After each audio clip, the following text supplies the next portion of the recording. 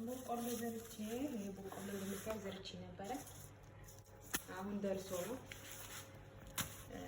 በጣም ነው ቆንጆ በቆሎ ነው ያለኝ። ዘርቼ ነው ከጓሮ ነው የዘራሁት በነገራችን ላይ።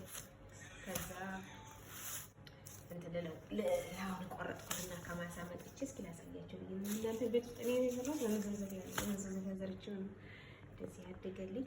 ለመዘዘፊያ ዝሩና ሞክሩት። በጣም ቆንጆ በቆሎ ነው። አሁን እንደምታዩት ልጠብሰው ነው እንግዲህ ወደ ማታ ላይ የሚጠበሰው ቆንጆ በቆሎ ነው። እሸትና ቆንጆ ይታለፍ ይላል። እሸትን እንብላ። እንደምታዩት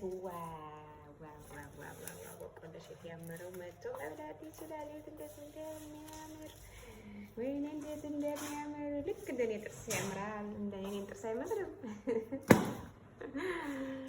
ወይኔ እንዴት እንደሚያምር በልዙሩ በቆሎ ጥርስ ቆላችን ያው የቅድም ግን በዚህ ነው የምንቆላው። እዚህ ጋር ያለበት ይሄ ምን ይባላል? ይሄ ምን ነበር የሚባለው? ይሄን ያወቀ ይሄን ስሙ። አሁን ይኸው እዚህ ጋር ዋው በቆሎ የተዘራ ነው። በቆሎ በፍሬ ወቅቱ ልቆላ ነው። ይሄን የበቆሎ እሸት ቆሎ ማለት ነው። ዋው አብረን እንብላ። ዋው ብረት ምጣድ እዚህ ጋር ተጥዷል። ተጥዷል እዚህ ጋር ብረት ተጥዷል። የላይ ላይ ብረት ይሁት ብረት ምጣድ። ከዛ ማመስለው በዚህ ነው። ልክ እንደ ሀገራችን እንደባታቸው እዚህ ያለበት እንደዚህ በዚህ እናደርጋለን። የጋለው ብረት ምጣዳችን ላይ በቆላችን እናደርጋለን። የበቆላችን የጋለው ብረት ምጣድ አረግን። ዋው ይሄው እንደዚህ አድርገን ቆሎ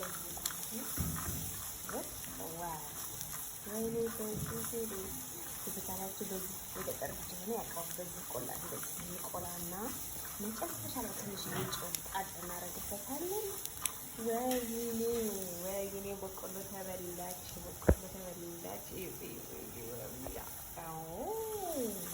በቃ በቆላችን ነው እየደረሰ ነው። ተምር ግን ማር ነው። በቃ ማር በሉት። ለመናገር ቤት ስለተዘራ በጣም የሚጥለው ደግሞ ይፈለፈላል እንደ ኢትዮጵያ በቆሎ ማለት ነው። እና በጣም ነው ደስ የሚለው ለመናገር በቆሎ በበላው በላውና ደስ ያለኝ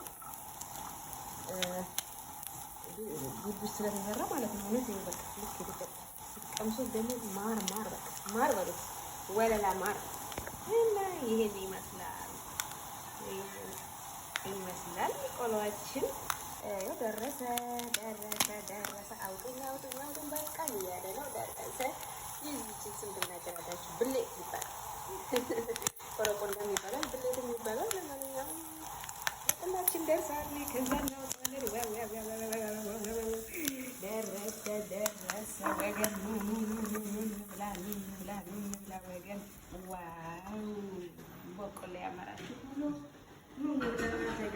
እንዴት እንደሚያምር በጣም የሚያምረው። ያዙ ኧረ ያዙ እንዳይቃጠላችሁ ትንሽ ያዙ